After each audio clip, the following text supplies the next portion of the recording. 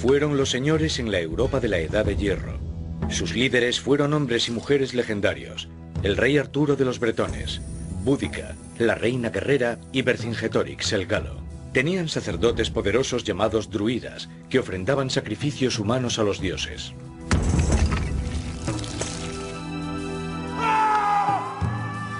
Fueron sanguinarios cazadores de cabezas, que entraban desnudos en batalla enfrentándose a lanzas y armaduras. Pero todo acabaría trágicamente, y su cultura vibrante desaparecería de Europa. Fueron empujados a las franjas costeras del Atlántico por las legiones romanas. Se convirtieron en las eternas víctimas, los románticos perdedores de la historia. Sin embargo, 2000 años más tarde, su carácter sigue hechizándonos. Fueron el pueblo que nosotros hemos llamado los celtas.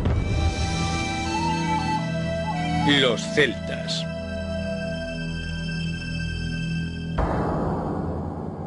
Pero ¿cuánto es mito y cuánto es verdad? Soy Richard Ratchley. He querido indagar en nuestra historia para intentar averiguar qué nos ha convertido en quienes somos hoy.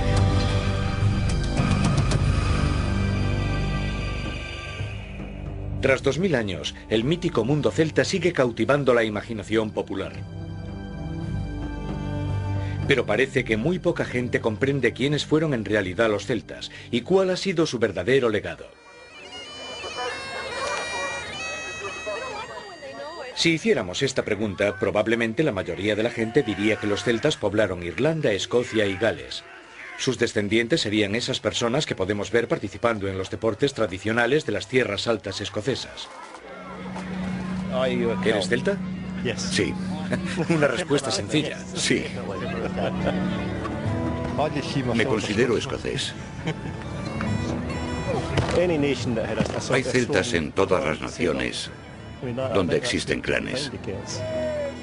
Clan es una palabra en gaélico que significa niños. Aquí en Escocia significa familia tribal. Para mí ser celta o ser escocés es muy parecido. Aunque creo que hay celtas en Gales y en Irlanda también, ¿verdad? No podría definir lo que es ser celta, pero puedo asegurar que los galeses somos un pueblo muy orgulloso. Por eso llevo este kilt de San David. Nos sentimos orgullosos de nuestra lengua y defenderemos nuestra cultura ahora y en el futuro. De modo que los celtas son personas que viven en las costas de las islas británicas. Son pelirrojos, llevan faldas con el diseño tartán y hablan una lengua celta como el galés o el gaélico. También piensan que son la base de una tradición celta, no la escocesa ni la galesa, sino la británica. Estas druidas modernas no arrastran troncos ni llevan faldas tartán, pero se dirigen a celebrar el equinoccio de otoño.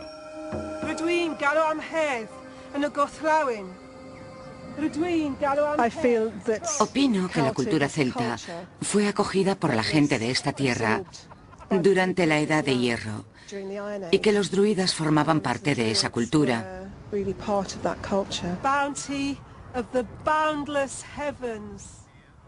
Aquí se tiene la creencia de que nuestra herencia celta británica es pagana y esencialmente espiritual.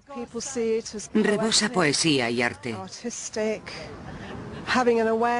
Saber que determinados aspectos de la naturaleza albergaban ciertas deidades, por ejemplo, los espíritus que habitaban las cascadas y riachuelos, cautiva la imaginación popular.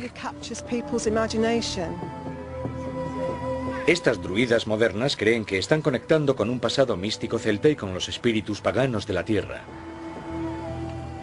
Son los espíritus del oeste, a quienes nuestros antepasados ofrecían sacrificios en los riachuelos, los ríos y los lagos, y en las ciénagas donde el agua se une a la tierra. Salve y sean bienvenidos.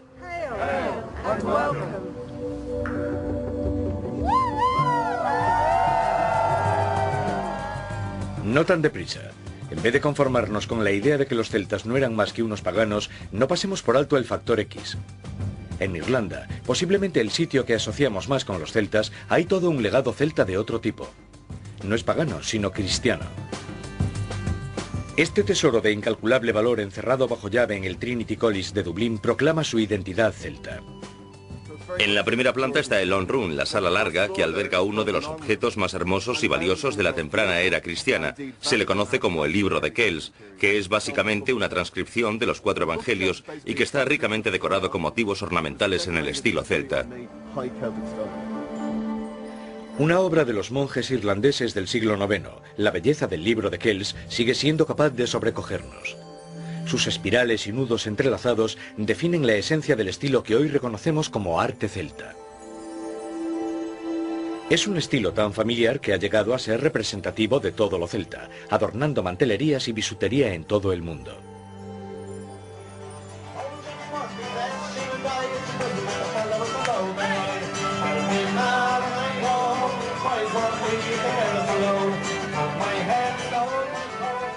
En Irlanda hay más tópicos. Han hecho suyo el carácter típicamente celta. Se reconoce en su hospitalidad, su afición por la bebida y por la música, y por ser conversadores natos. Yo creo que la gente reivindica su vínculo celta para explicar un montón de cosas. Su apasionada identidad nacional, su romántico pasado pagano, incluso una profunda espiritualidad cristiana. ¿Y qué tiene esto que ver con los antiguos celtas? Quisiera revelar la auténtica historia de los celtas y descubrir por qué su mundo sigue evocando tanta pasión hoy en día. Mi búsqueda comienza aquí, en el Long Room del Trinity College de Dublín. En las estanterías de su biblioteca se amontonan los manuscritos y las traducciones de antiguos textos romanos y griegos. Fueron copiados a mano por los mismos monjes que crearon el Libro de Kells. Mis primeras pistas de los orígenes del antiguo mundo celta están en estos libros. Acabo de encontrar este libro escrito por el historiador griego Heródoto, también llamado el padre de la historia, y tiene un pasaje muy interesante. Aquel río fluye desde la tierra de los Keltoi y la ciudad de Pirena y recorre el mismo centro de Europa. Ahora bien, los Keltoi moran más allá de las columnas de Hércules. Es esta una de las primeras menciones de los celtas en la historia. Pero a Heródoto también le llaman el padre de los embustes. Por tanto, tendré que viajar hasta Europa para encontrar las evidencias arqueológicas de toda esa gente que llamamos celtas sobre el terreno. La palabra celta fue usada por primera vez por los griegos hace 2500 años. Escribían sobre unas gentes que no vivían en las islas británicas, sino en Alemania, en la cabecera del río Danubio. Para destapar la historia secreta del mundo celta, embarcaré en un viaje épico de 6.500 kilómetros. Viajaré siguiendo las huellas de los antiguos celtas a través del corazón de Europa. Los celtas no tenían lenguaje escrito, de modo que solo sabemos lo que de ellos decían los griegos y los romanos. Decían que eran primitivos y bárbaros, que eran cazadores de cabezas, que eran aficionados a beber copiosamente y tenían costumbres religiosas salvajes, como los sacrificios humanos. Que lejos de la romántica imagen que hoy tenemos de los celtas. Tendré que separar realidad y fantasía. Pero mi viaje para encontrarlos no comienza en Gales o Irlanda, sino en Centro Europa. Tengo que retroceder 2500 años, a la época en la que los celtas fueron los dueños de Europa. Los romanos describían a los celtas como guerreros y bárbaros, pero los griegos fueron los primeros que escribieron sobre ellos en el siglo VI a.C. Escribieron sobre un pueblo llamado los Keltoi, que habitaban un lugar llamado Pirena, subiendo el curso del río Danubio. He venido hasta el corazón de Alemania. Estoy en un lugar que los arqueólogos llevan 20 años intentando excavar. El yacimiento de una masiva fortificación en la colina de la Edad de Hierro. Se llama el Hoyneburg y fue ocupada en el siglo VI a.C., coincidiendo con la Grecia antigua. Hoyneburg no parece el hogar de una tribu de bárbaros. Es un enorme asentamiento amurallado. Esta reconstrucción es solo una parte mínima del original, pero está en el sitio exacto para ser Pirena. La ubicación de Hoyneburg no es la única evidencia. La construcción original de las murallas es única y demuestra que esta gente estaba en contacto con los griegos. El estilo de la construcción la convierte en realidad en una muralla griega. No sabemos si los celtas levantaron la muralla o si tenían canteros griegos para hacer el trabajo, los planos y la construcción. Me estás diciendo que estos celtas imitaban las técnicas griegas de construcción. Sí, las imitaban. O tal vez contaban con canteros griegos que levantaron la muralla en este lugar. De modo que este fue el lugar. Quizá fue construido por griegos. Parece que hay suficientes datos que demuestran que este es el sitio. Sí, esto es Pirena. La agricultura creó la riqueza necesaria para poder importar artículos de lujo de Grecia hacia estas jefaturas. No hay señales de guerra en Hoineburg. Las murallas masivas no se hicieron para defenderse. Estaban pintadas de blanco, lo que las haría visibles en muchos kilómetros. Eran un símbolo de estatus. Después de 2000 años siguen en pie. Sí. Los trabajos en el yacimiento desentierran más evidencias del comercio que se mantenía con el mundo griego. ¿Qué te hace pensar que este es el lugar del que habló Heródoto en su libro? Porque es una fortificación en la colina y hemos hallado objetos griegos. Tenemos cerámica griega y ánforas que fueron importadas desde aquí. Hay restos de cerámica griega importada directamente de Atenas. La Grecia clásica era una rica sociedad consumista, y los bárbaros del norte tenían abundantes materias primas. También tenemos pruebas de que fabricaban textiles en este asentamiento. Hemos hallado muchos objetos. Se usaban para hilar. Sí. Los celtas intercambiaban tejidos y productos manufacturados por artículos de lujo que importaban de Grecia. Para ellos, nada era más importante que el vino. También tenemos joyas, como un brazalete de bronce. Estos objetos fueron fabricados en este lugar. Lejos de ser el hogar de unos bárbaros, esta antigua ciudad celta era un hervidero de actividad industrial. Se fabricaban textiles, se cocía cerámica y se fundía y trabajaba orfebrería de primera calidad. ¿Por qué eligieron esta ubicación en particular? Creo que por estar situada cerca del Danubio. El río Danubio es una arteria de comercio importante porque atraviesa Europa. De modo que los celtas eran intermediarios. Y el Danubio fue la autovía de la prehistoria. Así es. Los griegos fueron los primeros en emplear la palabra celta para describir muchas de las tribus de los bárbaros del norte.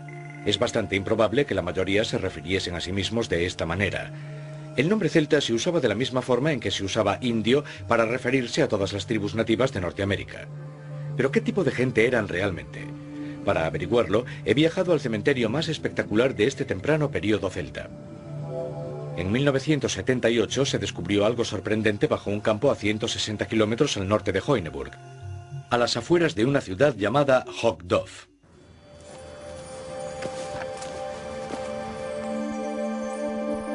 Este es el príncipe de Hogdov.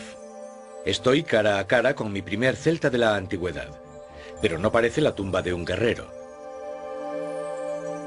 La única arma que hay aquí es una daga de hierro con adornos de oro. El príncipe celta ha sido colocado cómodamente sobre un reclinatorio de bronce de estilo griego y cubierto con pieles y con telas. Alrededor de su cuello lleva un torque de oro y sobre su cabeza un extraño gorro cónico de corteza de abedul. Por doquier hay ostentación de inmensa riqueza y poder.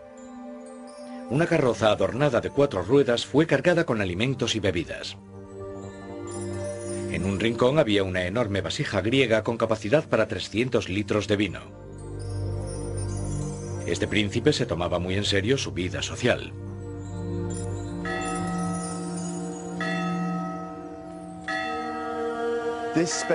Esta ostentación de bienes y riquezas concede una imagen singular de la vida de un príncipe celta de la antigüedad. Colocaron a su jefe muerto en esta carroza y lo llevaron a su tumba. Es una obra maestra de hierro. Fueron herreros muy hábiles. ¿Qué nos puede contar esta tumba tan imponente acerca del temprano mundo celta centroeuropeo? Nos cuenta que este hombre mantenía relaciones internacionales y que estaba orgulloso de codearse con las culturas mediterráneas, porque intercambiaban ideas, intercambiaban mercancías. Todo lo que vemos aquí son los vestigios de su poder. como jefe de esta tribu de Hogdov. Por tanto, es como un trono donde te tumbas en lugar de sentarte. Es un enorme trono de bronce, un trono para reclinarse, como hacían los griegos en esta época. Mi primer celta no es un guerrero cazador de cabezas en absoluto. Es un diplomático culto que mantenía contactos con los pueblos más desarrollados del mundo antiguo, los griegos. Importaba productos griegos y probablemente pensamientos griegos también. ¿Cómo se enriquecía la gente como este príncipe? Vivían en la nueva edad de hierro, por lo tanto se enriquecían con el hierro. Extraían hierro de las minas y con el hierro comenzó una dimensión totalmente nueva de comerciar con los griegos. Se podría decir que aquí empezó el mundo celta centroeuropeo. Así pues, he dado con los primeros celtas, con la ciudad de Pirena y con un príncipe celta, pero ninguno encaja con las descripciones clásicas de celtas bárbaros. Ni siquiera se parecen mucho a la imagen que tenemos hoy de lo que es ser celta, salvo el detalle de que al príncipe de Hogdov le gustaba beber bastante. La arqueología ha revelado que 50 años después de la muerte del príncipe de Hogdov, desaparecieron repentinamente del centro de Alemania los antiguos asentamientos celtas. Algo había cambiado. Estaba emergiendo una nueva sociedad celta y el poder se trasladó al oeste. Para hallar las evidencias, debo dirigirme al yacimiento celta más famoso de Europa.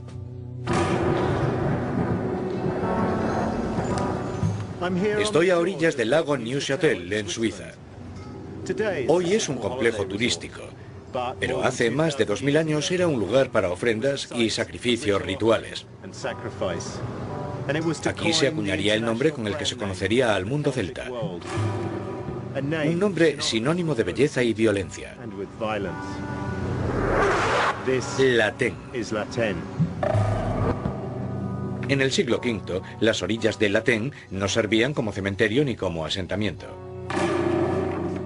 Era un enclave religioso sagrado. Para los celtas antiguos, el agua era la puerta de entrada al otro mundo. Aquí rendían tributo con sus posesiones más apreciadas.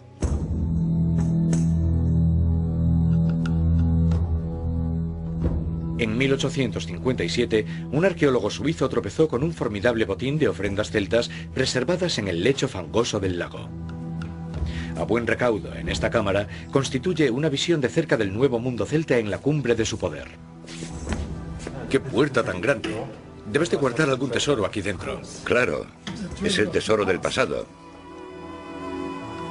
Se recuperaron más de 2500 objetos. Debido a ellos, el nombre de Latén se asociaría siempre con el mundo celta. Así que todo esto es del Latén. Sí, procede todo del yacimiento de Latén. Hay cientos de piezas de hierro y herramientas de madera. ¿Este es un escudo típico de Latén? Sí, es un escudo típicamente Latén. ¿Puedo cogerlo? Sí, sujétalo con cuidado. Es sorprendente pensar que podemos sujetar esto hoy. Lo más asombroso es que los objetos de Latén no hubiesen sido rotos o destruidos. ¿La espada seguía metida en su vaina? Sí, y estaba como nueva. Lo más llamativo de esta nueva cultura celta fue la descomunal cantidad de armamento, finamente adornado con un estilo artístico distintivo. Puedes apreciar los ricos adornos. Los adornos de esta zona son muy ricos. Tantos motivos en espiral, ¿es el estilo típico de Latén? Sí, claro. Las líneas curvadas. Los hallazgos de Latén marcan el comienzo de los adornos en espiral tan característicos del arte celta. Los motivos ornamentales mágicos y simbólicos con animales y plantas y los diseños en espiral definirían el arte celta en todo el mundo durante siglos. Sorprende que una sociedad sin escritura fuera capaz de producir obras de arte tan geométricamente complejas. Pero el lecho del lago de Latén aportó otros hallazgos más macabros. Entre los escudos y las espadas se hallaron evidencias de sacrificios humanos. Hemos encontrado una serie de cráneos y nos preguntamos si estas personas habían muerto a causa de un accidente o si habían sido sacrificadas. Uno de los que encontramos en el yacimiento de Latén del siglo XIX llevaba una soga. Así que sabéis que la gente fue sacrificada, o por lo menos ejecutada. Digamos que habían tenido algún problemilla. Problemilla, eso es un problemón. Los sacrificios humanos y las ofrendas rituales iban de la mano en esta nueva cultura guerrera. Empiezo a reconocer rasgos celtas o galos, como los llamaban los romanos. Fueron tribus de guerreros muy ambiciosos y viajeros, y Europa estaba a punto de caramelo. La arqueología ha demostrado que en el siglo IV a.C. la cultura celta se había extendido rápidamente desde Centroeuropa, adentrándose en los Balcanes, Italia y por el oeste, España y Francia. Quiero saborear esta cultura guerrera. Así que he venido a conocer a un grupo de arqueólogos alemanes cuya misión es devolver el mundo celta a la vida, con tanto realismo como sea posible. Aquí tienes tu cota de malla, Richard. Este estaba en lo alto del santuario. Debe haber sido el patriarca. Lo primero que debo hacer es disfrazarme como un auténtico guerrero celta. ¿Puedo escoger? ¿Pintura de creta o cota de malla? Tendré que pensármelo.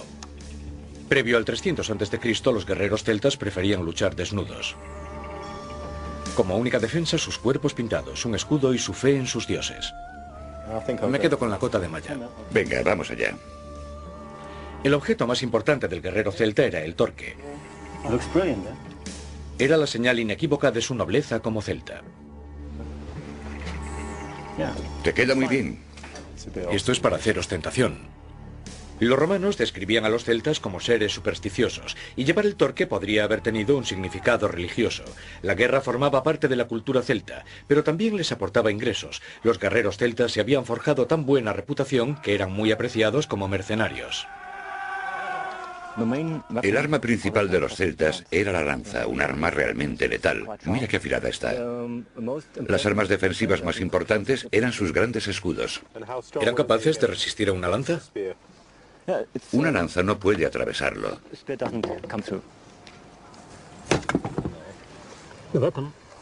El arma del noble era la espada.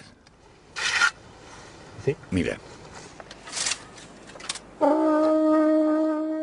Sus tácticas guerreras eran dramáticas y ruidosas. Uno de los sonidos más aterradores del campo de batalla era emitido por el carnix de guerra con cabeza de jabalí.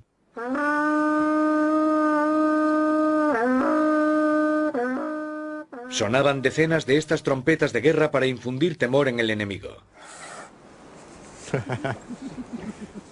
Es una guerra psicológica. Primero que se rían y luego los matas.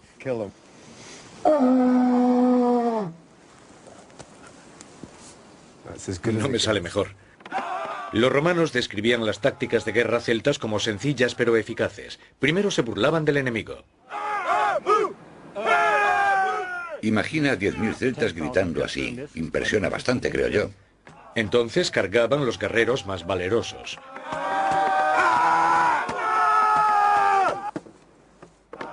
Todo el batallón se lanzaba contra el enemigo.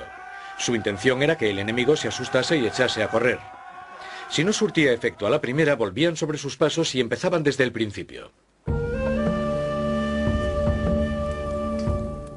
Solemos considerar a los celtas unos perdedores, un pueblo fácilmente derrotado por la superioridad tecnológica de los romanos. Pero simplemente no era cierto. Desde el principio, en muchos aspectos, la tecnología celta era más adelantada que la griega o la romana.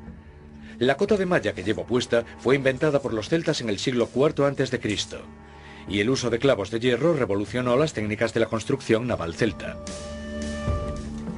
Con sus espadas, sus carros con ruedas de hierro y las herraduras para caballos, los celtas desplegaron campañas militares contra las tribus vecinas y contra griegos y romanos.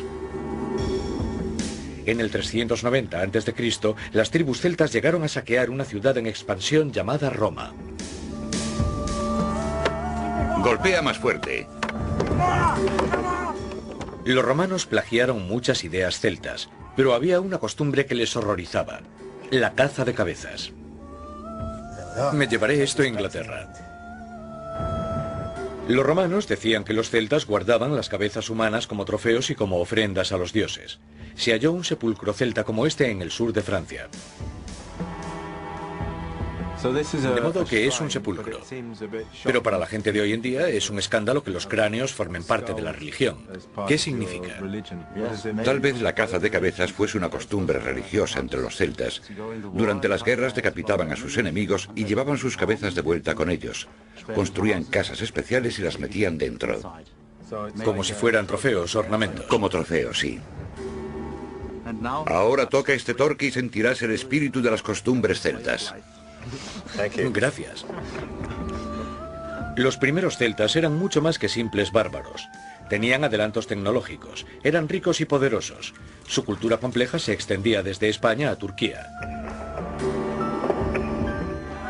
Pero lo que yo quisiera saber es, ¿los celtas merecían su fama de bárbaros o solo era propaganda romana? Para encontrar la evidencia, he viajado hasta el norte de Francia, a los campos de batalla del Somme. Aquí el paisaje está salpicado con los huesos de miles de soldados desconocidos de la Primera Guerra Mundial. Durante aquel conflicto, los soldados que abrían trincheras en Ribemont tropezaron con los restos de un conflicto mucho más antiguo. Encontraron los huesos de hombres con edades comprendidas entre los 15 y los 40 años. Todos tenían evidentes señales de violencia. Habían desenterrado un monumento de guerra celta. En ese lugar se había librado una batalla en la que habían luchado miles de guerreros, y muchos habían muerto. No era un cementerio cualquiera. Nos aporta una extraordinaria visión del comportamiento celta frente a la guerra y a la muerte.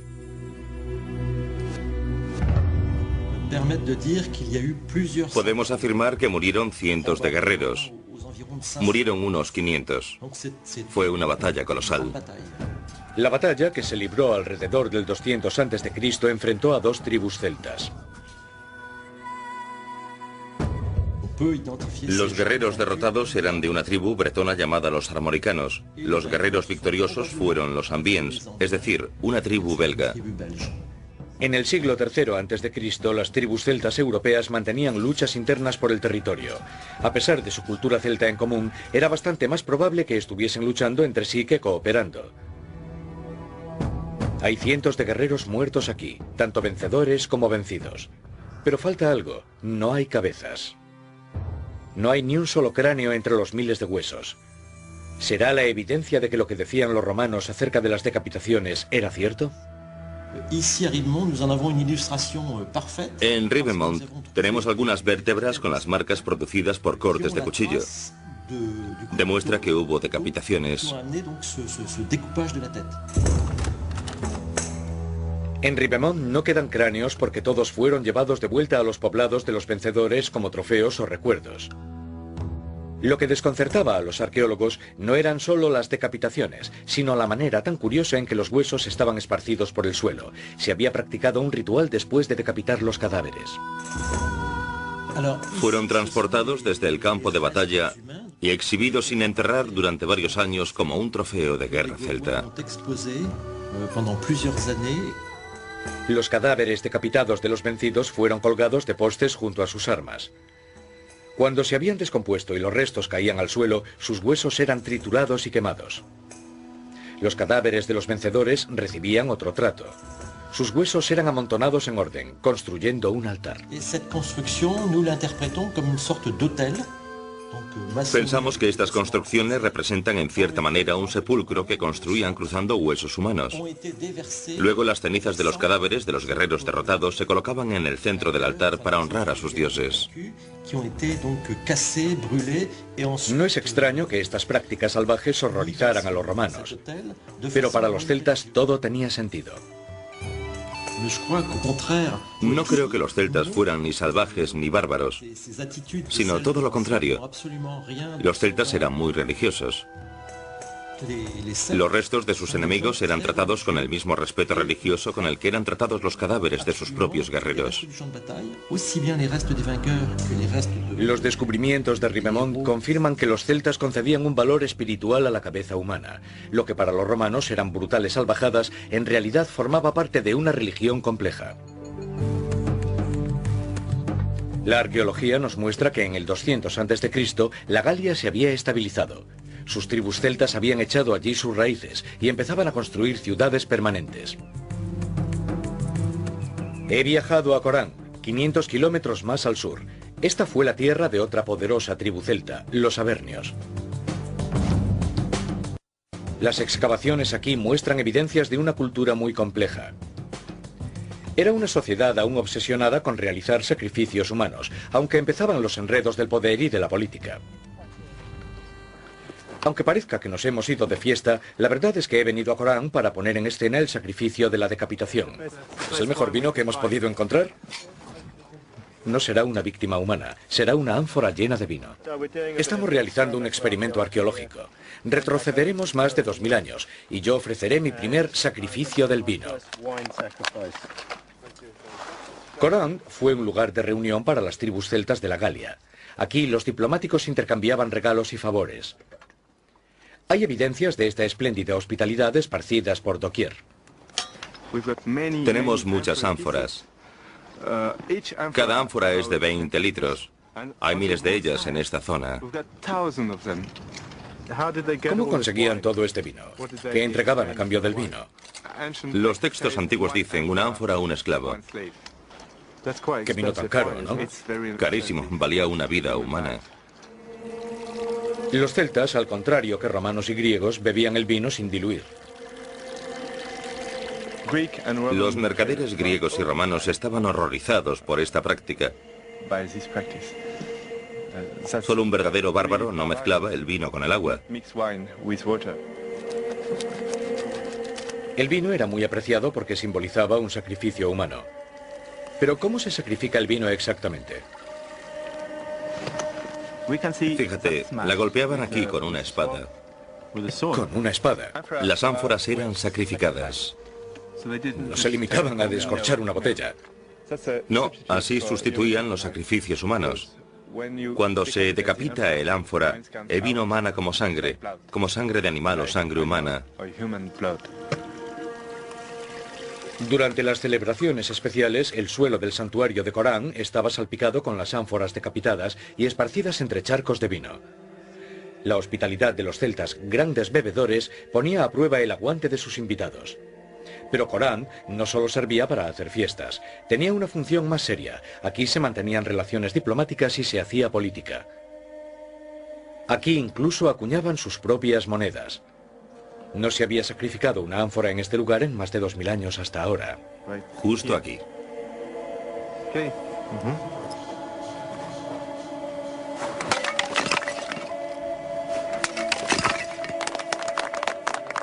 Tomaos un vino. En el mundo celta nada es lo que parece. La caza de cabezas y los sacrificios no eran simples evidencias de la brutalidad celta. Formaban parte de un complejo mundo religioso.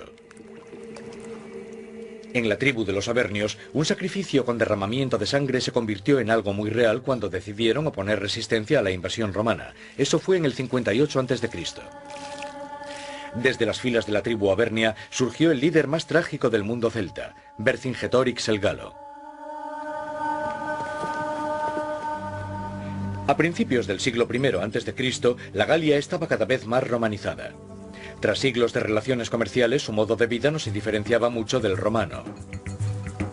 Pero, ¿de verdad la sociedad celta se había vuelto sofisticada? Para enterarme, he viajado al norte, a Vibrac. Rodeada de sus murallas formidables, Vibrac era la capital de los Eduos. Era una de las tribus más poderosas de la Galia. Bueno, Richard, acabamos de entrar en Vibrac, pasando por una de las 15 puertas de esta importantísima ciudad del siglo I a.C. La muralla defensiva de Vibrac mide 5 kilómetros y era un enorme éxito de ingeniería, pero servía más para su admiración que como medida defensiva. ¿Qué nos cuenta acerca de los celtas? Nos cuenta varias cosas. Partiendo del tamaño de la fortificación, que es enorme, con sus 5 kilómetros y 15 puertas, se entiende que existía un nivel alto de organización. De modo que en esta ciudad había una autoridad con poder suficiente como para obligar a cientos de miles de personas a construir todo esto. Vibrac era uno de los asentamientos más complejos y grandes del norte de Europa. Su población urbana se contaba por millares y era a todos los efectos una gran ciudad. Veamos una pequeña muestra de los descubrimientos recientes en Vibrac, para que te hagas una idea de su importancia. Fíjate en la cara del jabalí, igual que en el Carnix. Vaya, es un pitorro para servir el vino. Sí, es típico del arte tardío de Latén. Esto es un broche de bronce utilizado por las mujeres para sujetar sus vestidos y ropas. El humilde invertible. Así es. Aquí tenemos otra pieza completamente diferente. Son trozos de cerámica. Son adornos muy típicos en esta región. Eran muy típicos entre los eduos, cuya capital estaba aquí. Es el estilo eduo. O sea que el dibujo era parte de su identidad tribal. Sí, era muy típico que cada tribu de la Galia Central pintase su cerámica con su estilo propio. Podemos imaginarnos a la Galia como un mosaico de tribus en rápido desarrollo formando estados menores. ¿Qué nos cuenta Vibrac sobre el mundo celta? Pues sencillamente que Vibrac era una ciudad en toda regla. Ello significa que estas sociedades de la Edad de Hierro intentaban convertirse en civilizaciones urbanas. Intentaban crear ciudades con miles de habitantes, con zonas concretas para artesanos, para actividades públicas, zonas residenciales y demás. Puedo asegurar que los galos tenían una civilización tan compleja como la romana de la misma época. Los eduos eran una tribu poderosa, pero era inevitable que se produjera un enfrentamiento decisivo con los romanos.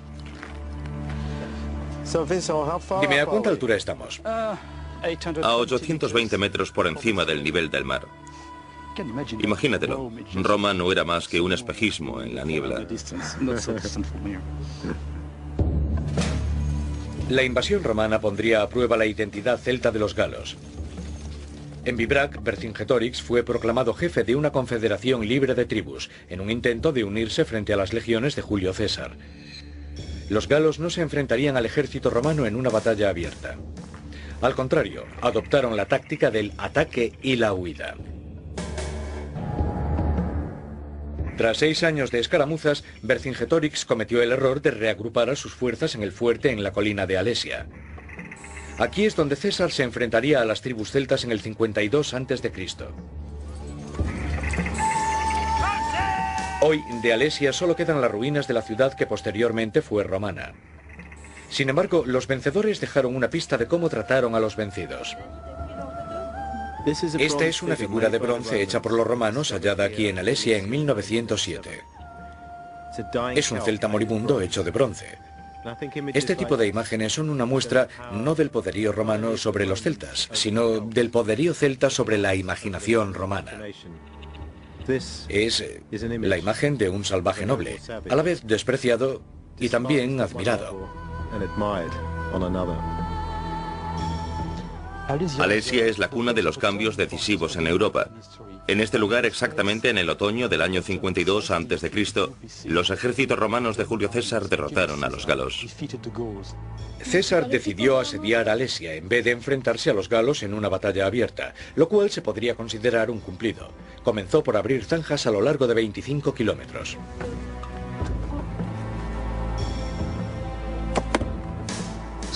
Vercingetorix estaba atrapado a este lado, en la cima de una colina junto a sus tropas. Decenas de miles de hombres.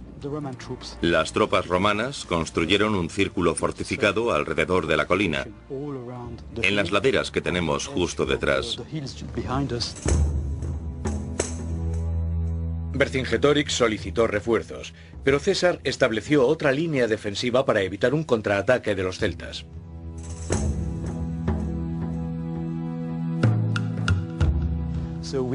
Había 25 kilómetros de zanjas, unos 23 fuertes romanos y decenas de miles de soldados romanos apostados por todas partes que vigilaban a Vercingetorix y a sus tropas. Finalmente llegó el momento de la verdad. 250.000 de galos acudieron en ayuda de sus primos tribales. Pero la disciplina romana quebró el temperamento celta y la creciente hambruna en Alesia empezó a hacer mella en Vercingetorix. Los romanos hubieron de esperar hasta que la gente estuviera muerta de hambre porque no les quedaba comida ni agua. Entonces se rindieron sin más y entregaron a Vercingetorix al general romano. Después de una independencia tribal que duraba siglos, Vercingetorix había intentado unir a los galos frente a un enemigo común. Pero era poco y demasiado tarde. ¿Fue un día trágico para los celtas? Sin duda fue una tragedia para todas las tribus que intervinieron en la batalla. Si tenemos en cuenta que todas eran celtas, no hay duda de que fue un día muy importante para toda esta gente. Si las cosas hubieran terminado de otra forma, ¿crees que hoy Europa sería distinta? Desde el punto de vista moderno, está claro que de no haber existido esta batalla, la historia habría sido muy diferente. Si los galos hubiesen ganado, quién sabe cómo habría sido una Europa celta. Han transcurrido 2000 años y el mito romántico de lo que pudo haber sido sigue profundamente vigente en Francia. Los monumentos militares no son nada raros, pero esta estatua es diferente porque Vercingetorix perdió. Está aquí porque se convirtió en un símbolo para la nación francesa. La primera persona en pronunciarse sobre Vercingetorix fue el mismo hombre que lo había derrotado, Julio César. Él dijo, si todas las tribus galas se unificaran, podrían desafiar al universo. Eso da que pensar, especialmente si eres francés. El Imperio Romano en expansión había aplastado a los celtas en el continente europeo. Pocas generaciones más tarde, cualquier vestigio de su lengua, arte y cultura había desaparecido. O tal vez no. Hoy en día, en Irlanda y Escocia, muchas personas tienen el convencimiento de que descienden de esta raza de antiguos celtas. Los últimos supervivientes de este grupo étnico fueron empujados a los márgenes de Europa por el avance romano. Pero ¿hay evidencias que apoyen esta idea? Mi primer problema es que los romanos nunca llamaron celtas a la gente de las Islas Británicas, aunque sí decían que los antiguos británicos hablaban una lengua similar a la celta de la Galia. Tal vez la respuesta esté en el rasgo más destacado de la cultura celta, su singular estilo artístico. ¿Sería posible que los inmigrantes a Gran Bretaña hubiesen traído su arte? La primera pista está en el sitio más insospechado, en Battersea, al lado de la central eléctrica. En 1857, al dragar el río Támesis, se halló un escudo de bronce ricamente decorado. Y descendiendo el curso del río en Waterloo, se descubrió otro objeto, un extraordinario casco con cuernos. Como ambos objetos fueron hallados sumergidos en agua y sus adornos exóticos eran similares a los objetos celtas desenterrados ese mismo año en Latén, Suiza, los arqueólogos de la era victoriana sumaron 2 más 2. Dedujeron que las tribus celtas debieron migrar a Gran Bretaña desde Europa, llevando con ellos su arte. Bien, Richard, aquí está el escudo de Battersea. Yo sujetaré el casco de Waterloo. Son objetos celtas clásicos, célebres en el mundo entero. Son piezas realmente extraordinarias, ¿verdad? Son piezas extraordinarias y también increíblemente elaboradas. ¿Por qué este tipo de arte tenía tanta importancia?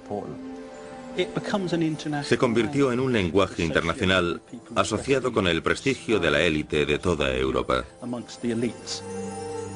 Estos objetos tan asombrosos dan el pego, pero no son lo que parecen. Nosotros lo llamaríamos casco, y a esto escudo, pero ni lo uno ni lo otro servían para una batalla. El escudo era para adornar, era un objeto de decoración. Y esto no es un casco en realidad, sino posiblemente parte de un atuendo ceremonial. Por lo tanto, se llevaba en la cabeza como un gorro de fiesta. Me están entrando ganas de irme de fiesta. No me queda la menor duda de que son obras maestras del arte celta. Pero los expertos actuales no están muy convencidos por la idea victoriana de que fueron transportados a Gran Bretaña por los celtas del continente. De hecho, en Gran Bretaña e Irlanda hay quienes no están de acuerdo con el nombre celta. ¿Crees que estos objetos fueron hechos por celtas? Fueron hechos por gente que hoy llamaríamos celtas. Otra cosa bien distinta es si ellos comprenderían la palabra celta o no. Desde luego es arte celta. Pero también creo que es importante que se reconozcan como objetos británicos. El estilo de arte celta, el estilo de sus adornos, se parece a otros de Europa, pero al mismo tiempo es claramente británico. El casco y el escudo son de estilo celta, pero no fueron traídos por inmigrantes celtas. De hecho, algunos de los ejemplos más representativos de lo que hoy llamaríamos arte celta no fueron importados. Todos fueron producidos en Gran Bretaña. Este es el gran torque de Snettisham. Es una de las piezas de la orfebrería prehistórica más asombrosas de Europa. Estos objetos demuestran que el estilo artístico de los celtas continentales era muy conocido en Gran Bretaña y fue adaptado a los gustos locales. Los objetos no demuestran que ni ellos ni la gente que los elaboraba y usaba hubiese llegado del continente europeo. Por sí solo, el arte no es una prueba de que las tribus celtas se trasladaran aquí. Para comprobar este punto, necesito otro tipo de evidencias. Tal vez encuentre lo que ando buscando en Yorkshire, en un lugar llamado Wetwang. En 1984, al excavar en una gravera, un trabajador desenterró el primero de una serie de hallazgos intrigantes que sugieren la presencia de migraciones celtas. Había gente enterrada con carrozas. Este es el Valle de Walls. Aquí se han encontrado más carrozas que en prácticamente ninguna otra parte. De los 15 sepulcros conteniendo carrozas que se han desenterrado en los últimos 200 años, todos menos 2 han sido encontrados en los Walls. Extraño, ¿no? Muy extraño. Los cementerios con carrozas son casi desconocidos en Gran Bretaña, pero fueron una tradición antigua entre las tribus celtas en Europa. Como ejemplo, el sepulcro con la carroza de 4 ruedas de Hockdorf, en Alemania. Este es el lugar donde ocurrió. Solo en este valle de Yorkshire se han descubierto 13 carrozas. Encontraron 3 seguidas en 1984. A este lado había un chaval joven junto con su carroza, su escudo y su espada. En el centro una mujer, y a continuación estaba el segundo hombre. La tumba de la mujer era la mejor conservada. Ella estaba tumbada sobre su costado, como si se hubiese caído de una bicicleta. Solemos imaginarnos a Boudica montada en su carroza durante una guerra. ¿Eran para eso las carrozas o tenían otras funciones también? Podían usarse para lo que quisieran, y cuando no había guerra seguramente no las tendrían guardadas. Enterrada junto a la mujer y su carroza había una colección extraordinaria de objetos personales, un espejo, arneses para caballos y sus mejores galas decoradas con el característico estilo celta. Al igual que el escudo de Battersea, los objetos enterrados fueron hechos en Gran Bretaña, del mismo modo que la carroza. Usando los fragmentos de los datos arqueológicos, la carroza de Wetwang ha sido resucitada. Es agradable verla en todo su esplendor, como fue entonces. Maravilloso, sí. En la tumba donde una vez estuvo se aprecia su contorno rectangular. Ahora es algo así como una carroza fantasma. Abundaban las carrozas de este tipo en Gran Bretaña. Las usaban para la guerra y como medio de transporte, pero los enterramientos con carrozas eran únicos. ¿Será la prueba de que hubo una tribu de celtas guerreros que vino de Europa para establecerse trayendo sus costumbres extranjeras? Sí, podría sugerir que las ideas llegaron del continente, porque sabemos que muchas cosas halladas aquí coinciden con otras halladas en Centroeuropa y Europa Occidental. Lo que más me intriga es que los romanos llamasen Parisi a esta tribu local. París recibió su nombre de una tribu europea llamada Parisi. Ambas tribus enterraban a sus muertos con sus carrozas. ¿Sería la misma gente? Debió existir alguna relación entre ellos. De todas formas, la pregunta es si este pueblo había llegado hasta aquí desde el continente. ¿Quién sabe? ¿Eran celtas? Yo no diría celtas. En todo caso, los llamados celtas.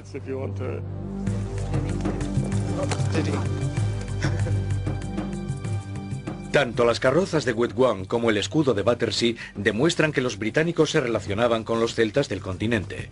Algunos podrían haberse establecido en el sur de Inglaterra y Yorkshire, pero no hay evidencias en Inglaterra para demostrar que llegaron suficientes celtas como para echar a los habitantes locales.